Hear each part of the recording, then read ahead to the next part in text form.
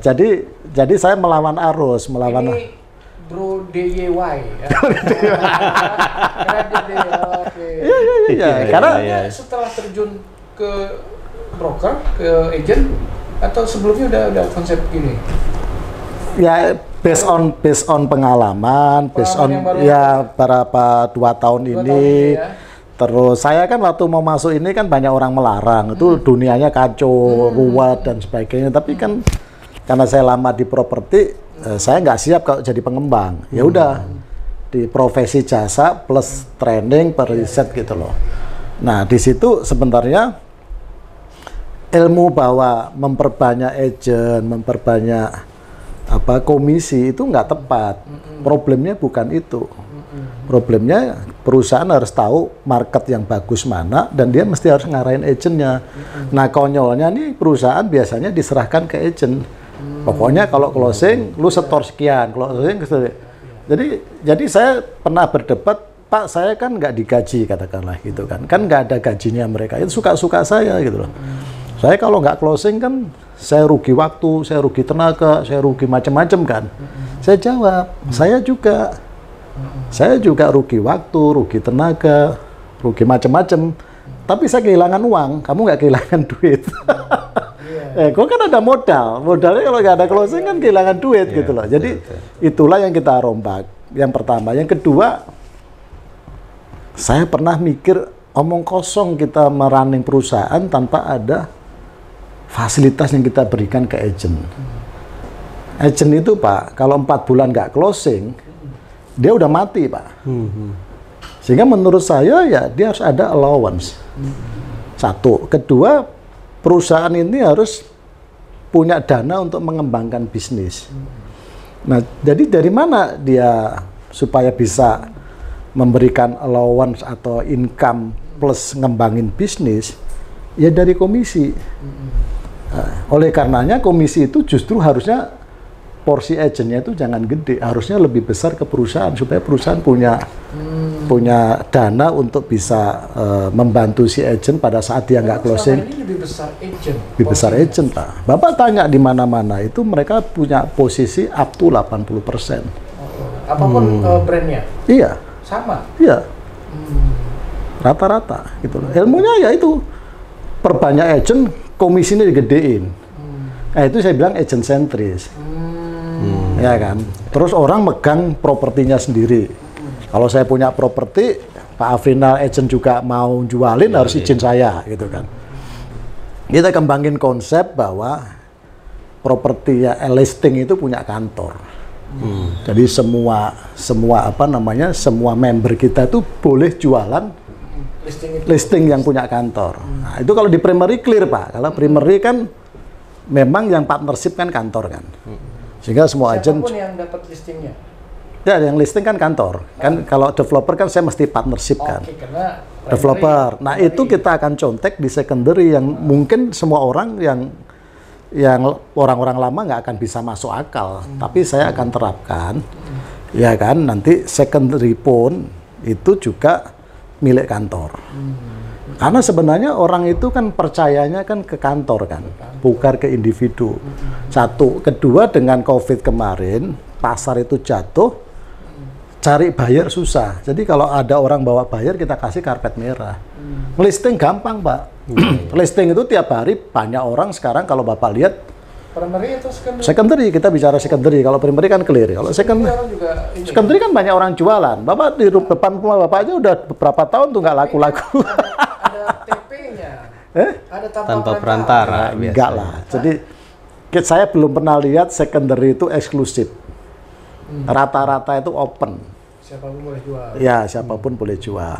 Jadi secara prinsip sebenarnya katanya ini kalau di luar negeri itu ada agent buyer, ada agent seller. Jadi kalau Bapak itu mau jual rumah, dia ke property agent yang spesialis untuk melisting aja. Ini ada buyer. Tapi kalau di Indonesia kan ini gabung semua Pak. Ya, jadi pada saat itu saya punya pengalaman, saya tuh nggak akan rubah cara kerjanya teman-teman saat ini sepanjang transaksinya masuk, komisi masuk. Tapi kan sekarang kena COVID, kena macam-macam kan, orang kan masih pakai ilmu yang zaman properti booming 2012 ke belakang. Bro, jumlah agent sebelum sama setelah pandemi sama nggak sekarang? Saya sekarang mungkin sekitar 25-an dan saya selektif. Sebelumnya? Sebelumnya saya pakai model lama itu pernah sampai 125. Jadi mereka yang kita rombak nggak mau saya keluarin, Pak. Jadi sempat dari 100 lebih drop tinggal 5, kemudian kita rekrut baru lagi. Nah sekarang yang harus mereka tuh kalau ikut kantor saya kan harus ikut rule kantor. Nah kebanyakan kita terlalu didikte agent. Jadi yang sekarang yang 25 ini udah formula baru nih? Formula baru. Jadi enak kita. Kita customer centric. Jadi kalau saya sekarang nih kalau agent saya ada buyer harus closing. Karena buyer ini kan butuh rumah. Nah, sehingga dia kebutuhannya apa? Kita punya primary, punya secondary, semua listing properti yang ada di kantor dia bisa offer ke situ, langsung dapat. Ya kayak ini tadi pagi kita ada informasi orang mulai closing. Itu dia dari iklan yang saya bikin. Kalau saya juga ngiklan Pak, tapi saya nggak jualan. Jadi kalau saya dapat buyer ya saya offer ke tim saya. Ya dia pertamanya nanya di rumah di lokasi A. Dilihatin, dia nggak cocok. Dia kasih B, C. Nah, selama sekitar 2 minggu, baru dia nyantol di satu titik. Nah, modelnya kayak begitu. Jadi, customer centris itu ya, pokoknya orang ini, begitu dia pengen properti A, kita harus explore dia. Dia sebenarnya diinginkan seperti apa. Langsung kita kasih sodorin gitu. Bro D, ini yang menarik informasi soal formula tadi nih. Ya. Tapi sebelum ke sana ya, kita tanya Pak. Pak Afrinal dulu. Formula pengen tahu nih Pak. Pak Afrinal, seberapa penting itu soal kompetensi sertifikasi sekarang ini? Sertifikasi. Ya. Jadi sertifikasi ini kan turun dari pemerintah langsung.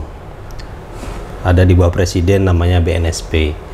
Ya memang semua profesi targetnya adalah semua harus sertifikasi kompetensi. Standar kompetensi ya. Kompetensi. Dan kita di agen properti, di broker properti ini kan ada SKKN-nya nomor 343 tahun 2015 itu. Nah di situ lengkap betul bagaimana aturan-aturan mainnya di situ, termasuk komisi.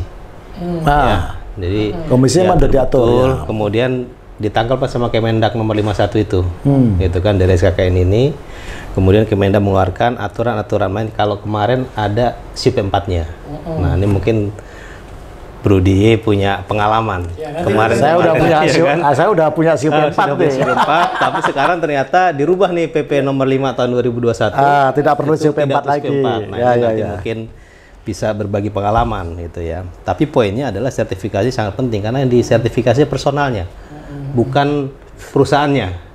Yang komisi tadi Pak, nah komisi itu kalau untuk jual beli kan diaturnya di peraturan menteri itu kan 2-5% kan.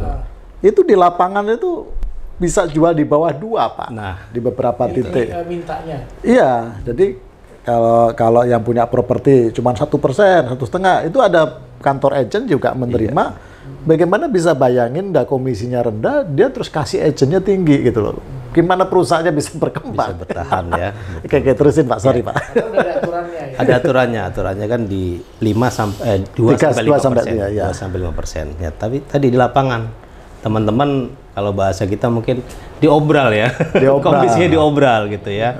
Yang penting bisa jualan, yang penting bisa dapat produk. Nah ini mungkin perlu adanya lembaga yang ngatur ya, asosiasi atau aliansi atau apapun lah untuk bisa antara developer atau pemilik properti dan agen properti ini ya duduk bareng nih sesuai undang-undang 2%-5% gitu kan, itu juga harus sudah kita jalankan gitu. Kalau Pak Afrinal lihat itu kira-kira kalau dari pemain tuh yang sertifikat sama nggak sertifikat tuh komposisinya berapa itu kira-kira? Banyakan yang belum sertifikat. Belum sertifikat. Kita tanya sama timnya Pak. Betul.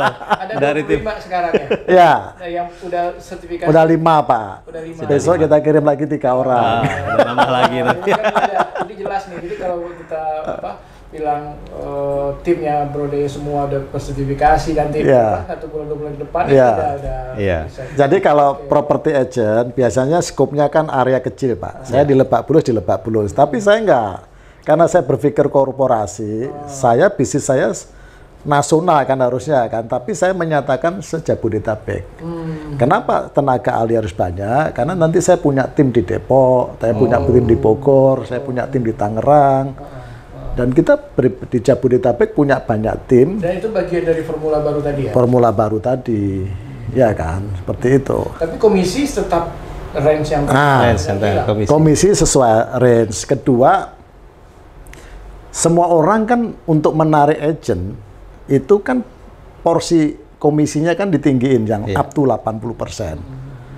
Kalau saya malah enggak.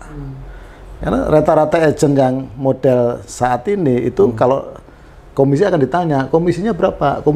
Dia milih-milih. Padahal dia nggak pernah closing. Ya, jadi sebenarnya singkat cerita, problemnya itu bukan closing, Pak. Kompetensi sama kemampuan dia meng-closing. Nah, kita harus develop people, develop agent. Nah, untuk mendevelop ini kan perlu dana. Terus untuk juga perusahaan itu untuk apalagi era digital dan sebagainya kan. Jadi saya justru menurunkan komisi, Pak. Maksudnya bukan komisi prosentasenya, tapi porsi agentnya itu saya turunkan. Biasanya berapa? Normal 50-50. 50% kantor, ya. Agent 50. Ya.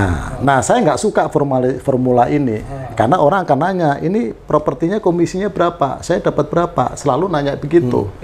Agentnya. Dan dia akan coba fokus ke yang komisi gede, yang harga gede.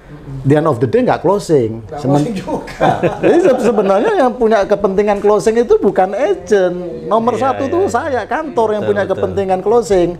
Nah, kalau kantor nggak tahan, prinsipalnya jualan sendiri hanya supaya hidup.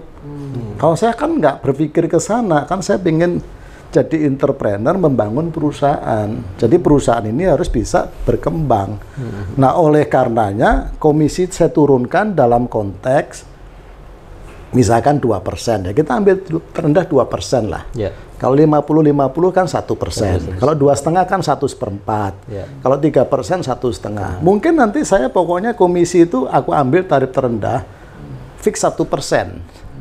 Jadi orang tidak perlu komisinya berapa, saya dapat berapa persen, nggak perlu Pak. Pokoknya kalau misalkan dapat buyer sendiri, dapat ini misalkan 1/4 atau 1%, ya dia pokoknya kalau transaksi dia sekian persen. Kita mau bikin fix komisi, bukan fix pembagiannya.